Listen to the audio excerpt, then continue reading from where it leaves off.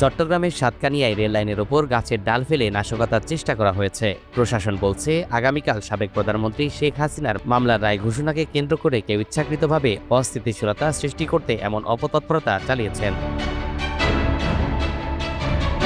রোববার ভোরে Satkania rail station থেকে প্রায় 1 কিলোমিটার দক্ষিণে ডেমশা ইউনিয়ন এলাকায় চট্টগ্রাম কক্সবাজার রেল লাইনের উপর গাছ পড়ে থাকার খবর পেয়ে দ্রুত ঘটনাস্থলে গিয়ে রেল লাইন পরিষ্কার করেন রেলের নিরাপত্তা কর্মীরা। সাতকানিয়া রেল স্টেশনের সহকারী স্টেশন মাস্টার মং ইউ মার্মা ঘটনার সত্যতা নিশ্চিত করে বলেন, রেল লাইন এখন সম্পূর্ণ স্বাভাবিক। ঊর্ধ্বতন কর্মকর্তাদের বিষয়টি জানানো হয়েছে। বিষয়টি অত্যন্ত গুরুত্বের সাথে তদন্ত করা হচ্ছে। আমাদের রেলে এই নাশকতা রেল লাইনের জন্য কর্মকর্তা থেকে বিভিন্ন উদ্যোগ নিয়েছে। ইতিমধ্যে আমাদের ডিভিশন অফিসার থেকে অনেকে আমাদের কন্ট্রোলটা দিচ্ছে যাতে এই নাশকতা এড়ানো যায়, সেভাবে আমরা ব্যবস্থা নিচ্ছি।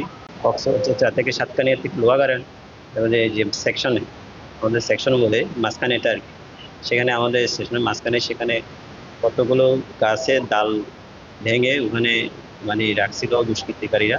সেখানে দায়িত্বরত সিকিউরিটিটা আমাদেরকে তাৎক্ষণিকভাবে জানাইতে পারছে, সেখানে আমরা তাৎক্ষণিকভাবে সরাইয়া দুর্ঘটনা এড়াইতে পারছি।